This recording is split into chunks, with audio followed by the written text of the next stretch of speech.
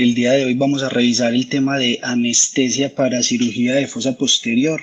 Mi nombre es Santiago Salazar Cortés, residente de segundo año de anestesiología y reanimación, y mi asesor fue el doctor Francisco Gómez, anestesiólogo y docente del servicio.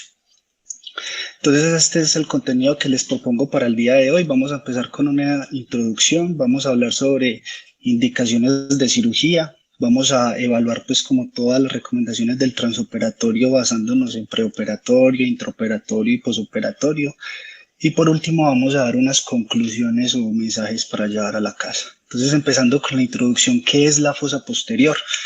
La fosa posterior es un lugar compacto y rígido con una pobre capacidad de distenderse y que alberga estructuras vitales. Estas estructuras son cerebelo, pares craneales del 3 al 12, acueductos para el flujo de líquido cefalorraquídeo como el cuarto ventrículo. Contiene además el tallo cerebral, que está compuesto por centros respiratorios y cardiovasculares. Tiene la formación reticular relacionada con el estado de conciencia, alergia, vigilia, y además las vías neuronales ascendentes y descendentes que conectan pues el encéfalo con el resto del cuerpo.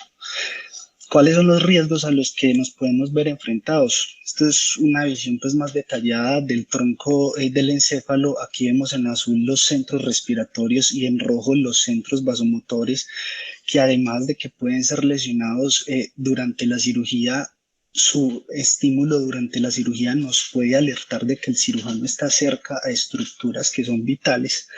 Y además estos centros están también rodeados por diferentes núcleos de pares craneales. Dentro de los más importantes son los pares craneales 9, 10 y 12, pares craneales bajos que, como vamos a ver más adelante, están muy relacionados con la permeabilidad y el control de la vía aérea. Entonces, su lesión puede significar un mayor riesgo de extubación en el posoperatorio inmediato. Como les dije, entonces, también en esta área están los acueductos relacionados con el flujo de líquido cefalorraquídeo. Entonces, su obstrucción en el intraoperatorio o en el posoperatorio por el edema de estructuras aledañas se puede asociar a una obstrucción del líquido cefalorraquídeo con hidrocefalia, aumento de la presión intracraneana y disminución de la presión de perfusión cerebral.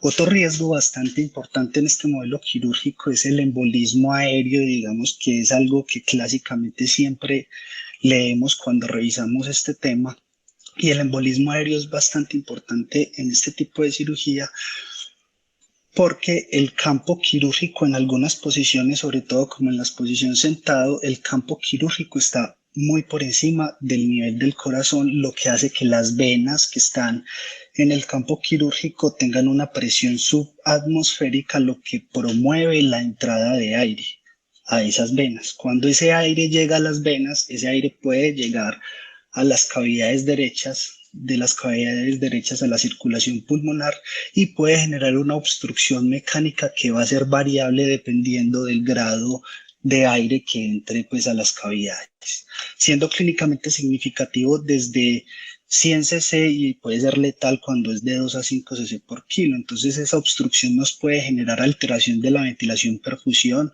hipotensión pulmonar y sobrecarga de cavidades, choque obstructivo e incluso la muerte. Además, ese aire puede pasar de la aurícula derecha a la aurícula izquierda, lo que se llama embolia paradójica, sobre todo cuando existen defectos del septum interventricular o del septum interauricular, como es en el caso del foramen oval permeable, del cual vamos a hablar más adelante. Y en estos casos el aire puede llegar a las arterias coronarias o al cerebro, generando infarto agudo del miocardio o accidente cerebrovascular. Entonces, estos riesgos que les he mencionado, que son por ahora teóricos, ¿será que en realidad se traducen en un aumento en la mortalidad?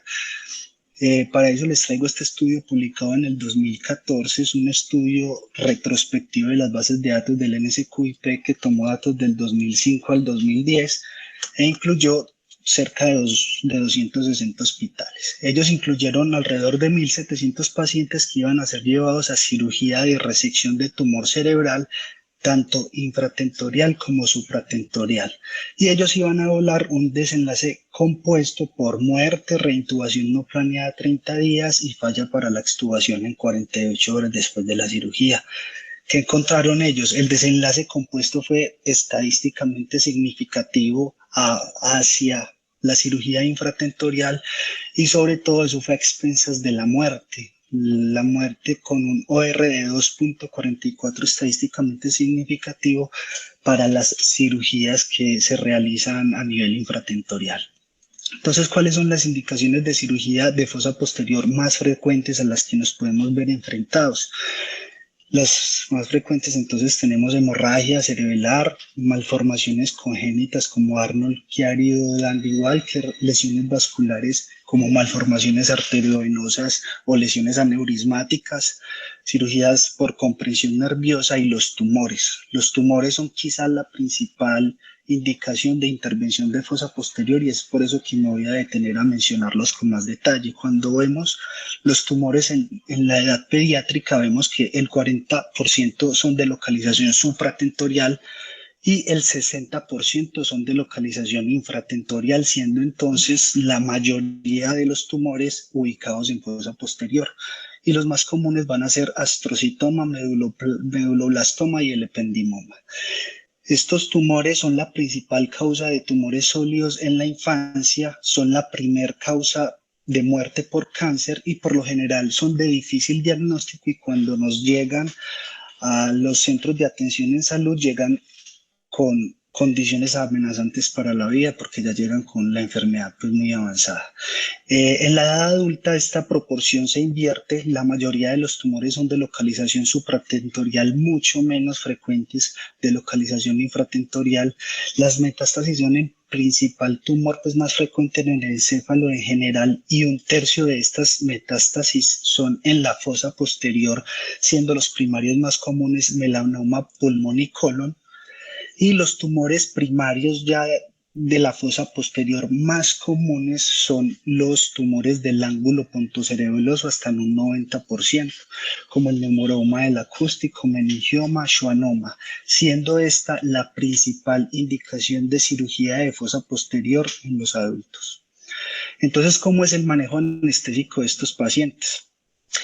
Como les dije, vamos a evaluar cada uno de los tiempos del transoperatorio y voy a ir dando unas recomendaciones con base a la información que encontré en la literatura y en la evidencia científica.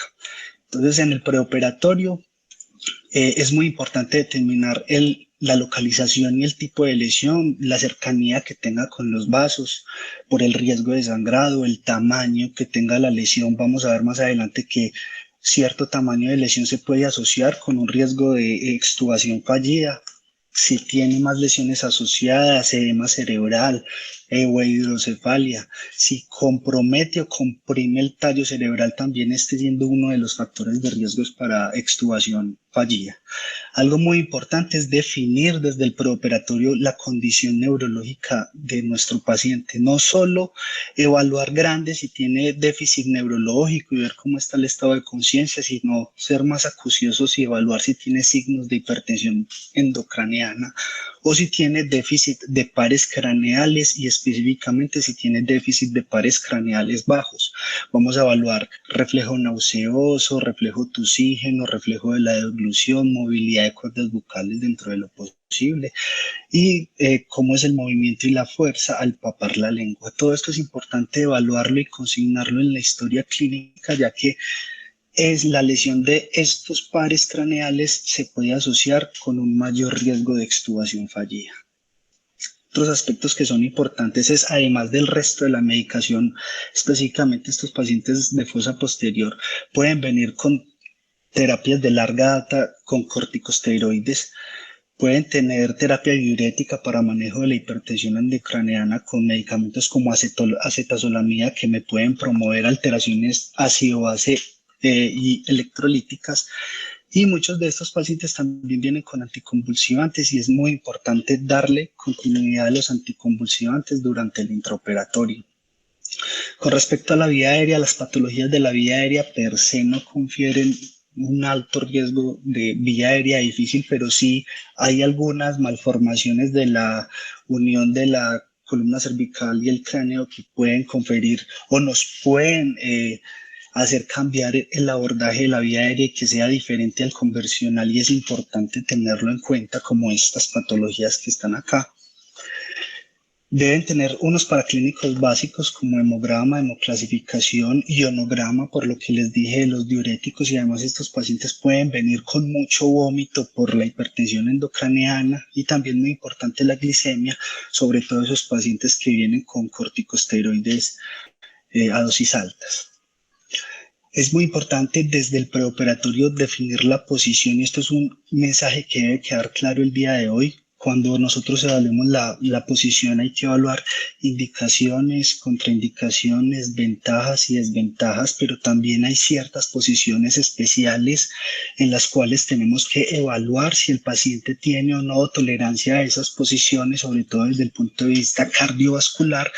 Y hay en algunas posiciones, sobre todo la posición sentada, en la que, como vamos a ver más adelante, podemos llegar a necesitar estudios adicionales que hay que realizar antes de llevar el paciente a cirugía. Entonces, esto es como el modelo quirúrgico en el que hacemos la recomendación de que la posición no se define el día de la cirugía cuando nos encontramos el neurocirujano en el quirófano, sino que esta posición debemos ser acuciosos y definirla antes de que el paciente esté en el quirófano. Son diferentes entonces las posiciones que se utilizan para el abordaje infratentorial o de fosa posterior, pero digamos que la clásica y en la que voy a hacer más relevancia es la posición sentada. La posición en supino, todos estamos ampliamente familiarizados con ella. En el contexto infratentorial está indicado sobre todo en los tumores del ángulo cerebelopontino y resección de neuromas del acústico. En este caso hay que hacer una rotación lateral y flexión del cuello, que nos puede hacer que haya una elongación del plexo braquial y un mayor riesgo de neuropatía del plexo braquial. Aquí están las ventajas y las desventajas, que no las voy a leer detenidamente por aras del tiempo.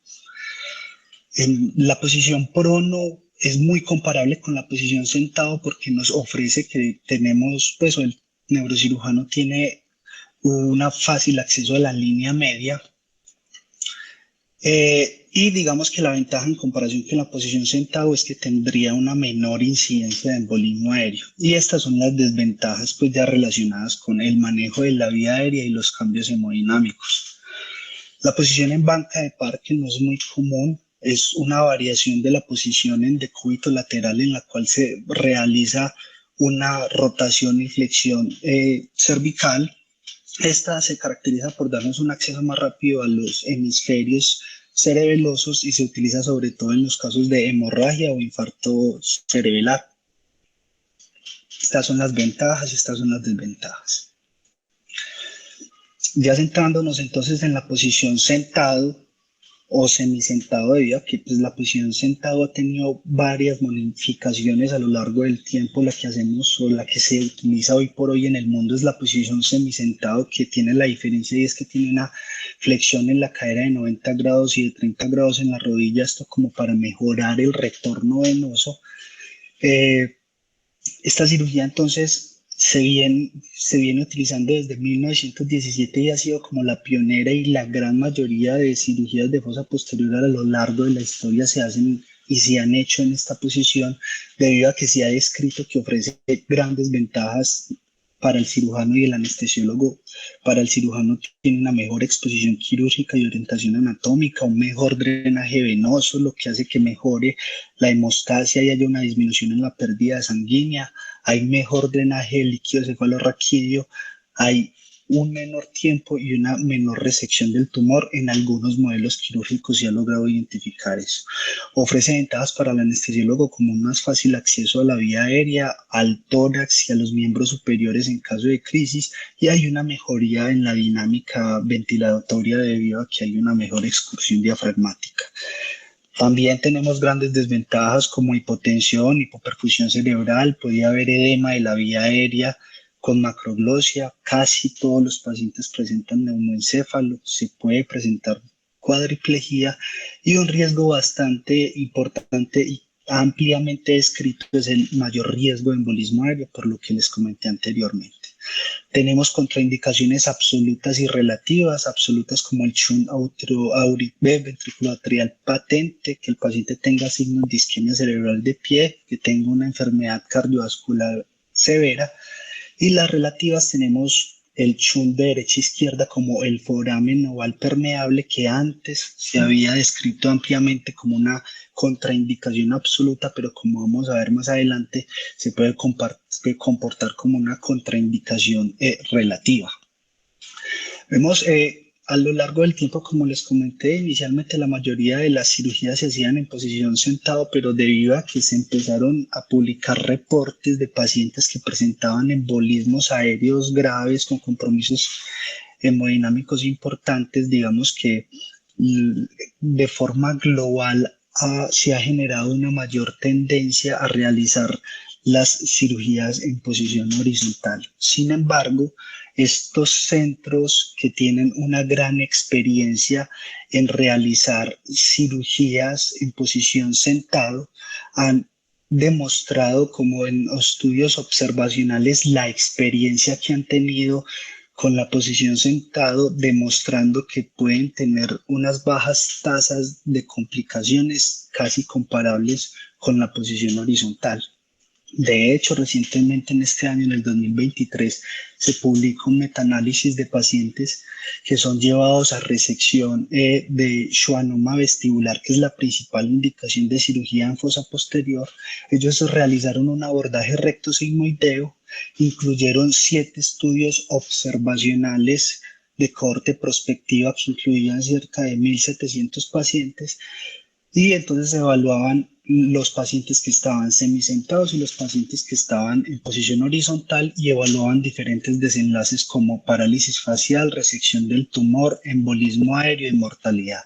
¿Qué encontraron ellos? Que los pacientes en posición semisentado tienen mejores resultados posoperatorios del nervio facial, es decir, tienen menos parálisis facial con un OR de 1.4 a favor de la posición semisentado. Aquí no encontraron diferencias en la extensión de la resección del tumor entre ambos grupos. La incidencia de embolismo aéreo en posición semisentado se asoció con más embolismos venosos, con un OR de 6.7, pero es importante hacer mención de que si bien presentaron mayores embolismos venosos, únicamente el 6% fueron clínicamente significativos y no encontraron diferencias en la mortalidad.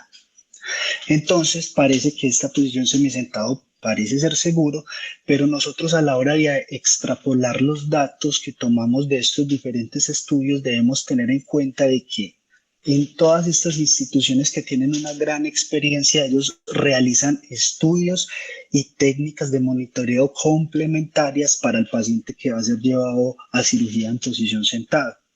Y eso está incluso acorde a las recomendaciones de la Sociedad Alemana de Anestesiología, que sacó unas recomendaciones para el paciente neuroquirúrgico que va a ser llevado en posición sentado, y ellos recomiendan que todos los pacientes deben tener monitoreo intraoperatorio del embolismo aéreo con Doppler precordial y o ecocardiograma transesofágico, porque como vamos a ver más adelante, estas herramientas de monitoreo nos permiten identificar el embolismo aéreo antes de que hayan cambios fisiológicos.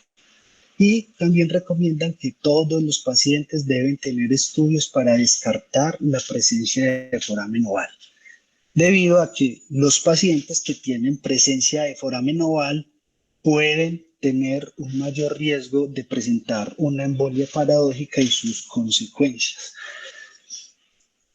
Y entonces, ¿por qué buscarle a todos foramen oval? De pronto, diferente a lo que uno creyera, la incidencia global de foramen oval es relativamente alta, casi un tercio de la población tiene foramen oval, esto determinado por estudios de autopsia. Es más común en los menores de 40 años que en los mayores de 40 años, pero en los mayores de 40 años por lo general tienen un foramen oval que es mucho más grande que los menores de 40 años. Entonces, la mayoría de estos forámenes ovales están funcionalmente cerrados, pero estos forámenes se pueden abrir cuando hay un aumento en el gradiente entre la presión de la aurícula derecha y de la aurícula izquierda, y precisamente eso es lo que pasa cuando el paciente está en posición sentado. Se han hecho estudios en los que se ha determinado que hasta el 54% de los pacientes en posición sentado a los 60 minutos de la cirugía tienen una presión en cuña pulmonar menor que la de la aurícula derecha, lo que significa que aumenta en la posición sentado el gradiente entre la aurícula derecha y la aurícula izquierda. Ese gradiente tiene que ser mayor de 4 a 5 milímetros de mercurio para que se pueda favorecer la aparición de embolia paradójica. Entonces, si mi paciente tiene foramen oval permeable, tiene contraindicada la posición sentado. Cuando uno evalúa la incidencia de embolia paradójica, clásicamente está descrita en los diferentes libros y artículos de revisión, describen una incidencia de embolia paradójica de hasta el 14%, pero cuando uno evalúa como el origen de estos datos, se encuentra que la mayoría de los estudios están hechos antes del 2000, cuando no utilizaban ninguna de las estrategias de monitoría que les he estado mencionando. Y es por eso que traigo 5 estudios en los cuales incluyeron pacientes que iban a ser llevados a cirugía de fosa posterior en posición sentado, y ellos incluyeron pacientes que tenían foramen oval permeable. En estos estudios incluyó pues un total de 112 pacientes. De todos estos pacientes, el 38% presentaron embolismo aéreo, y muy importante, y es que todos utilizaron métodos de detección del embolismo aéreo, ya fuera con Doppler precordial o ecocardiograma transesofágico. Y llamativamente, ellos aquí no lograron identificar ningún caso de embolia paradójica clínicamente significativa o que se haya detectado por ecocardiograma transesofágico. Entonces, parece que cuando utilizamos las estrategias de monitoreo es seguro llevar a los pacientes con foramen oval permeable a cirugía en posición sentado con base a la evidencia que tenemos pues actualmente. Sin embargo, hay que tener en cuenta que hay unas excepciones, y sobre todo son los pacientes que tienen un foramen oval permeable quirúrgico. Se ha determinado en diferentes estudios que los pacientes que tienen un foramen mayor de 4 milímetros o que tienen shunt persistente de derecha a izquierda, estos pacientes tienen un mayor riesgo de embolia paradójica y se debería corregir.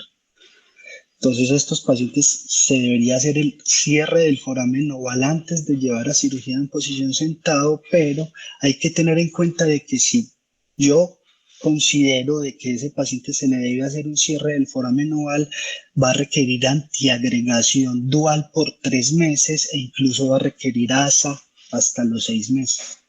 Y esto sin duda nos puede, digamos, afectar, sobre todo en las pacientes en las cuales tengo una alta prioridad. Entonces, si tengo un paciente que está programado en posición sentado, tengo que definir la prioridad de la cirugía. Si estoy en el contexto de una cirugía urgente o emergente, lo primero que me tengo que preguntar es si tengo un ecocardiograma transesofágico disponible y si yo estoy capacitado en realizarlo. Si la respuesta es sí, pues el paciente puede ser llevado a cirugía en posición sentado, se le hace la inducción anestésica, se le hace el ecocardiograma transesofágico y se evalúa la cardioestructura para descartar que no tenga contraindicaciones y se pueda realizar la cirugía en esta posición. Si no tengo el eco o no estoy capacitado, entonces digamos que en estos casos la recomendación es no realizar la cirugía en posición sentado, sino realizarla en una posición horizontal. Ahora, si estoy en una cirugía sensible al tiempo o una cirugía electiva, la recomendación es hacer un ecocardiograma transtorácico de tamizaje. Si este eco transtorácico me sale normal, puedo llevar al paciente a cirugía en posición sentado, teniendo en cuenta que debo hacer monitoreo del embolismo aéreo con Doppler precordial o ecocardiograma transesofágico. Si detecto que tiene un foramen oval permeable que es quirúrgico, Entonces aquí tengo que discutir la necesidad de corrección con el grupo quirúrgico dependiendo de si es beneficioso someterlo pues a una antiagregación. Ahora, si el foramen oval que tiene no es quirúrgico, puedo considerar llevar al paciente a cirugía en posición sentado con monitorismo del embolismo aéreo y explicándole también al paciente los potenciales riesgos de embolia paradójica. Entonces, finalmente, nosotros definimos la posición del paciente dependiendo de la localización de la lesión, la condición médica del paciente, si tengo o no herramientas de monitoreo y algo que también es importante es la experiencia del grupo quirúrgico. Entonces, con el preoperatorio es importante la evaluación de rutina con optimización de condiciones de base, establecer condición cardiovascular y neurológica, evaluar la vía aérea, definir lesión, localización, abordaje y muy importante la posición. Y si el paciente se considera que va a ser llevado a posición sentado, se recomienda seguir los algoritmos propuestos.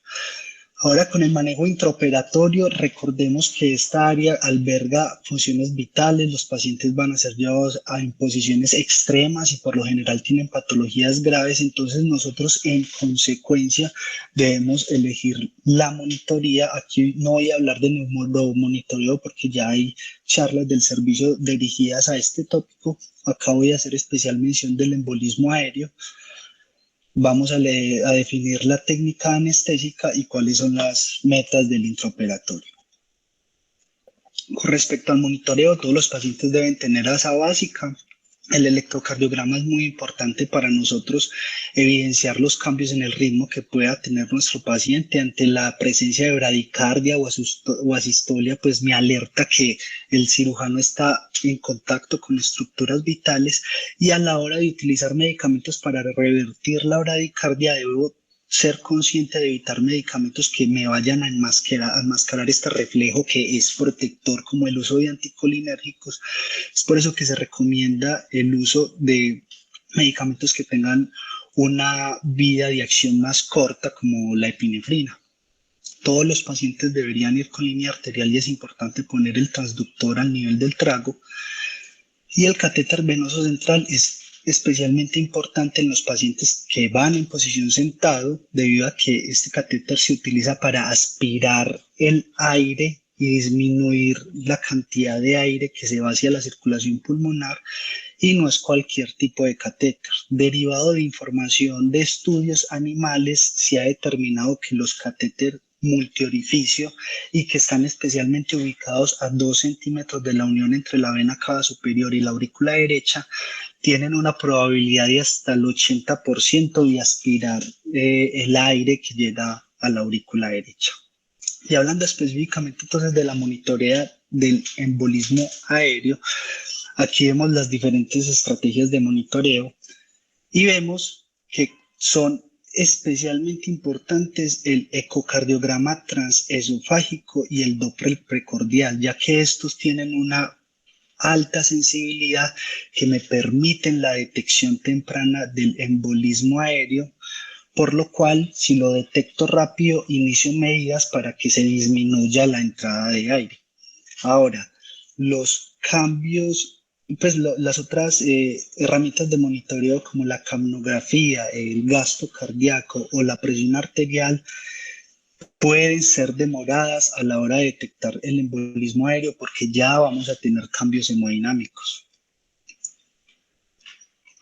Hablando ya específicamente entonces del ecocardiograma transesofágico, digamos que sería la herramienta de elección, tiene una alta sensibilidad, además nos ayuda a evaluar la cardioestructura, función, volemia, nos permite identificar el embolismo paradójico y a verificar la posición del catéter venoso central.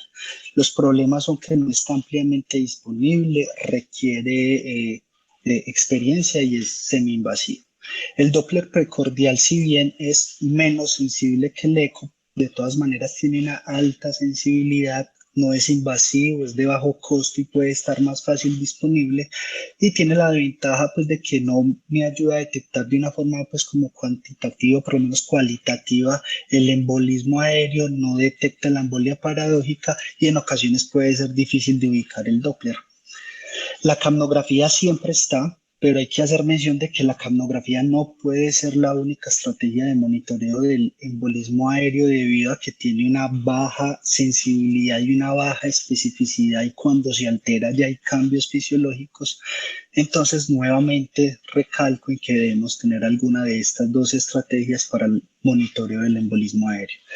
Entonces, si estoy en cirugía y detecto un episodio de embolismo aéreo por Doppler o eco, la recomendación es alertar al cirujano para que inunde de solución salina el campo quirúrgico, busque algunas venas que puedan ser compresibles o que pueda coagular para evitar la entrada de aire, y se recomienda también la colocación de cera o cemento óseo en los bordes óseos para ocluir esos senos durales pues, que no son compresibles. Concomitantemente, nosotros debemos administrar FIO2 al 100%, suspender la administración de óxido nitroso si lo estamos utilizando y optimizar el estado de hipovolemia, porque la hipovolemia, al disminuirla, pues, o al promover a tener una presión subatmosférica, me puede aumentar más la entrada de aire.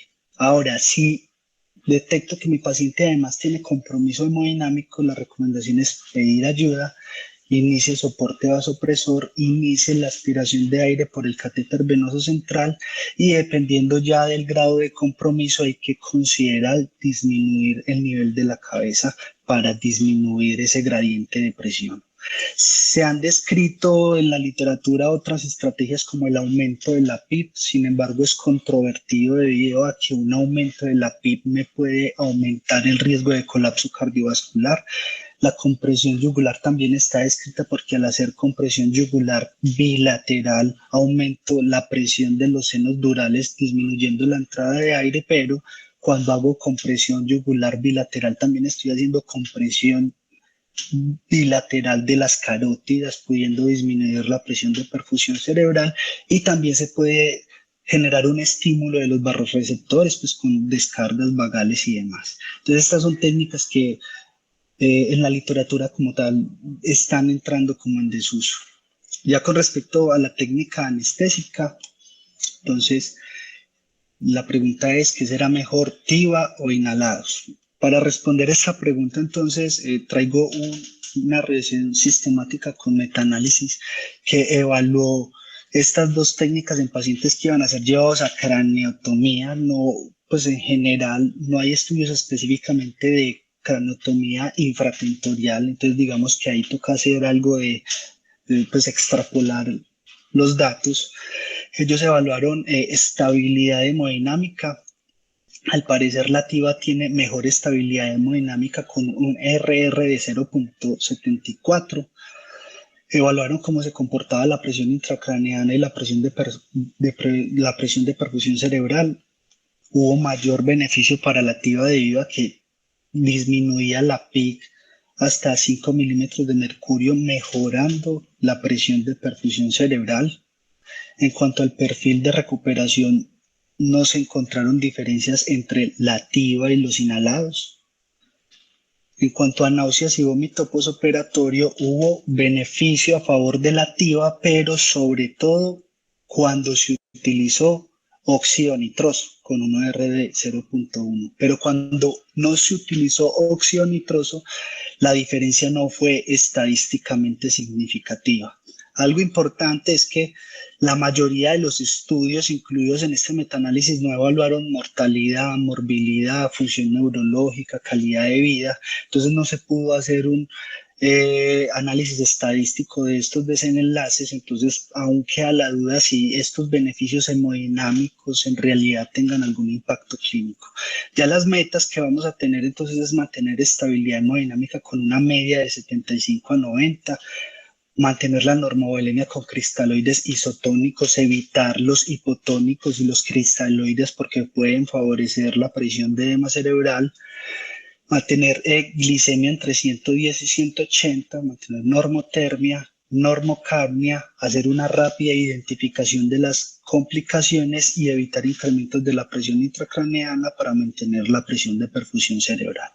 Entonces ya con el intraoperatorio, estas son las estrategias de monitoreo. Las recomendaciones de la técnica anestésica, recordar y evitar medicamentos que me puedan interferir con diferentes técnicas pues, de monitoreo. Entre TIVA o inhalados parece hoy por hoy no haber una gran diferencia aún. Y estas son las metas pues, que ya les acabé de mencionar. Ya centrándonos en el manejo posoperatorio, vamos a hablar de profilaxis de náusea y vómito posoperatorio. Vamos a hablar de cuándo extubar a estos pacientes y cuál sería el destino.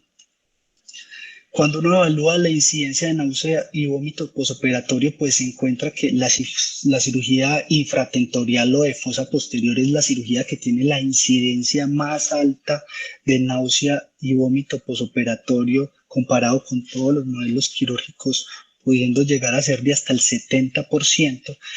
Y es por eso que tenemos que actuar en consecuencia y en todos los pacientes debemos utilizar profilaxis para la náusea y vómito. La combinación más utilizada y efectiva descrita en los diferentes estudios es dexametasona de 4 a 8 miligramos más ondansetron 4 miligramos. Esta es la combinación que más se usa y la más efectiva, digo nuevamente. Algo muy importante es continuar el ondansetron por horario, porque esta incidencia de náusea y vómito no se da solo en el posoperatorio inmediato, sino que se mantiene hasta las 24 o 48 horas del posoperatorio. Entonces es importante nosotros dejar antiemético por horario, y estos dos son los antieméticos más utilizados porque debemos evitar el uso de antieméticos que tengan un efecto sedante que nos puedan interferir con la vigilancia neurológica.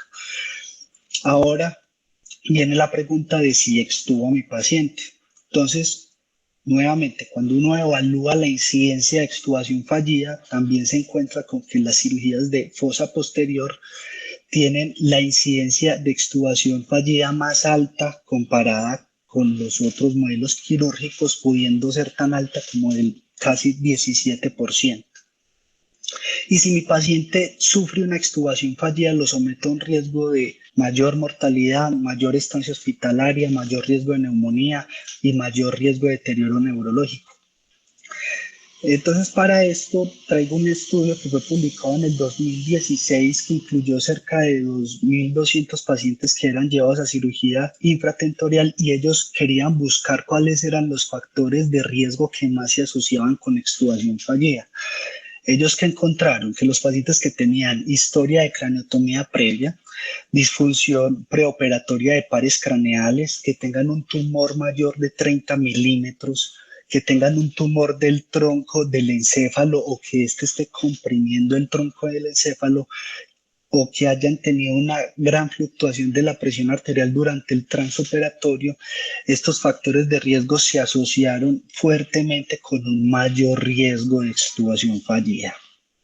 Hay que hacer mención que hoy por hoy no hay ningún score que esté validado para yo definir si mi paciente tiene o no un alto riesgo de extubación fallida. Nosotros hoy traemos como una estrategia guiada por pasos. Entonces, el primer paso es decidir si vamos a extubar al paciente o no, esto con base en factores de riesgo como los que les acabé de mencionar, y es muy importante que la decisión tiene que ser tomada en conjunto con el neurocirujano, teniendo en cuenta la extensión de la cirugía o si hubo o no complicaciones en el intraoperatorio. El segundo paso es realizar una lista de chequeo en la cual voy a verificar que mi paciente tenga adecuada reversión de la relajación neuromuscular, que el paciente esté, pues cuando antes de extubarlo se despierte, que coopera, que obedezca órdenes sencillas, que no se le haya deteriorado el estado neurológico, que cuando ya esté ventilando en espontáneo mueva volúmenes adecuados, manteniendo adecuados índices de oxigenación, que tenga reflejo nauseoso o tos durante la succión, y evaluar que no tenga pues edema de la vía aérea o macroglosia. Si todas estas características se cumplen, la recomendación es intente extubar en quirófano, y si lo logra, obviamente todos estos pacientes deberían ir a UCI. Y si la respuesta es no en una o más de estas, considere extubar en UCI, haciendo pues salvedad de que algunas condiciones de la checklist pueden ser potencialmente reversibles en el quirófano. Ya entonces, para terminar las recomendaciones del posoperatorio, la profilaxis antiemética se debe utilizar en todas y debemos continuar en antiemético por horario. Evaluemos siempre en conjunto con el neurocirujano el riesgo de extubación fallida y los pacientes deberían en su mayoría continuar el manejo en UCI. Para concluir entonces, la fosa posterior es un lugar con baja extensibilidad que contiene estructuras que son vitales. Su intervención quirúrgica tiene alto riesgo de complicaciones y muerte. Los tumores son la principal indicación de cirugía, siendo más comunes en niños. Es fundamental desde preoperatorio definir la posición, ya que esta nos puede definir pautas para el manejo. La cirugía en posición semisentado tiene una morbimortalidad comparable con posiciones horizontales si se acompaña de herramientas de monitoreo adecuadas. El manejo intraoperatorio debe ser acorde a los riesgos identificados en el preoperatorio. Todos los pacientes deben tener profilaxis antiemética y la decisión de extubar en quirófano debe ser basada en factores de riesgo, características de la cirugía y se debe tomar en conjunto con el neurocirujano. Esto es todo por hoy. Muchas gracias por la atención. Hola a todos. Santiago, muchas gracias por tu charla. Creo que fue muy completa. Me parece muy importante que siempre que se revisa este tema se hace mucho énfasis en el embolismo aéreo, pues por la carga de morbilidad que tiene y de mortalidad que tiene esa complicación. Pero yo creo que en la práctica clínica, en la práctica diaria del anestesiólogo, la posibilidad de enfrentarse a un paciente que va en posición sentada es poco frecuente. Y tal vez la pregunta que es más frecuente en nuestra práctica es si extuvo o no al paciente. Y si bien revisaste ahí esa parte, creo que es la pregunta clínica a la que uno se enfrenta siempre que hace este paciente.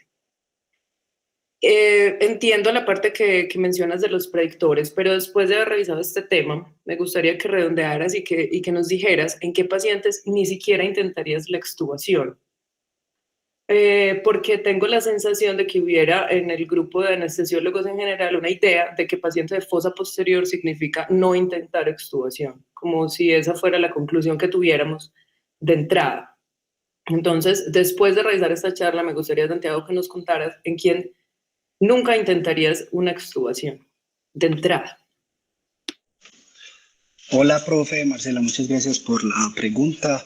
Y es cierto, en nuestro medio casi no se utiliza la posición sentado y de hecho pues también uno de las, pues además de hablar del embolismo aéreo era también concientizarnos porque muchas veces la posición sentado no se hace por el riesgo de complicaciones, pero pues quería demostrar también que cuando se utiliza con las diferentes estrategias de monitoreo se puede hacer de forma adecuada e incluso esta posición nos puede ofrecer beneficios desde el punto de vista quirúrgico a los pacientes que son sometidos como con menor lesión de pares craneales, mejor resección del tumor, entre otras. Entonces esa también pues era una parte importante como que quería dejar claro.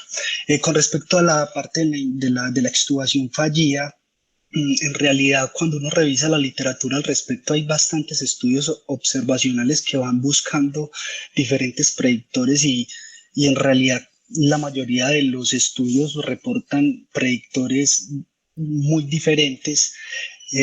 Yo quise traer el estudio más reciente y más robusto y que me pareció que tenía una mejor calidad metodológica. Entonces, digamos que yo hoy por hoy basado, digamos, puedo basarme mucho en lo que me ofrece este artículo, son sobre todo los pacientes que tienen déficit de pares craneales previo a la cirugía, los pacientes que tienen tumores de fosa posterior que son muy grandes, sobre todo mayores de 30 milímetros, porque estos pacientes tienen una gran resección, entonces puede haber mayor riesgo de lesiones asociadas o de edema en el perioperatorio, los tumores que sean propios del tallo cerebral o que estén comprimiendo el tallo cerebral. Y por supuesto, es muy importante la comunicación con el neurocirujano de cómo estuvo la cirugía, si probablemente generó alguna lesión de alguna estructura aledaña. Entonces, yo creo que como basado en esos factores de riesgo que veo que son como los que hoy por hoy tienen una mayor evidencia, también me parece que además de definir eso con base a los factores de riesgo, la decisión sin duda no debe ser solo de nosotros, sino que un mensaje también grande que debe quedar es que esa decisión se tiene que tomar en conjunto con el neurocirujano y no solo la decisión de si extubo o no, pues porque el hecho de decidir dejar a mi paciente extubado, eso también se ha demostrado que esos pacientes tienen peores desenlaces neurológicos. Entonces también es muy importante que si se define que el paciente tiene que quedar extubado, también debe participar el neurocirujano en esa decisión. Espero haber respondido a tu pregunta. Profesor Fabián, adelante. Hola, muy buenos días a todos. Yo quisiera de pronto hacer un comentario más que una pregunta con respecto a la estructura de la charla. Está bien, bien concebida, pero considero que se sobredimensionó mucho. Y es muy común que ocurra eso en este tipo de charlas cuando se habla de fosa posterior, de la posición, ¿sí? De la posición sentada. ¿Cuál es la realidad? En nuestro medio, esa posición no se hace, ¿sí? En adultos. Yo llevo aquí ya 11 años ejerciendo y no he visto la primera fosa posterior sentada en adultos, ¿sí? Por algo, no tanto porque el neurocirujano no quiera, sino porque quirúrgicamente es difícil que el neurocirujano haga una cirugía posterior, ellos mismos lo reconocen, para ellos es tan complejo el montaje como lo es para nosotros, como para ellos el procedimiento quirúrgico. Es decir, aquí no se hace fosa posterior sentada en adultos, en niños sí, diferente. Los ependimomas en población pediátrica usualmente se hacen posición sentada y se hacen, son muy raros. O sea, yo llevo por ahí 3, 4 en el recorrido en donde se hace, pero en adultos no se hace, no solamente porque no tenemos cómo, porque no hay los dispositivos para sentar al paciente, no porque se van a lo que. Entonces yo creo que se le está dando una dimensión más allá de lo que realmente se hace. Estoy de acuerdo en la parte de la monitoría hasta cierto punto, por algo muy sencillo. Si sabemos que cada 50% de los pacientes van a embolizar, ¿sí? Y realmente va a ser una de las principales causas de, entre comillas, de alteraciones hemodinámicas en este tipo de procedimientos, ¿sí? ¿Cuál es la razón entonces de hacer eso es una presión un poco más personal, de hacer una monitoría constante de Doppler? Si yo sé que esa va a ser una de las principales causas y casi 1 de cada 2 pacientes lo van a hacer, ¿sí? Eso es un cuestionamiento que yo siempre me he hecho, no es una pregunta que estoy haciendo ni nada de eso. Considero que si ese es un riesgo inherente, pues no lo hagamos, no hagamos la cirugía fosa-posterior. De hecho, aquí hacemos cirugías sentados más frecuentes, como la cirugía artroscópica de hombro, y ahí no hacemos monitoría ni de Doppler ni ecocardio esofágica, y hay riesgos documentados, casi comparables a la fosa posterior de embolismo, y eso sí lo hacemos todo el tiempo. Entonces, ¿por qué ahí no? Y en fosa posterior sí, ¿cierto? En posición sentada. Pero cambia el escenario, como le dije, en niños sí son pacientes donde si han sentado, idealmente deben consultar mensaje completo de ecocardiograma transtorácico con su test de burbujas, y en el caso de haber una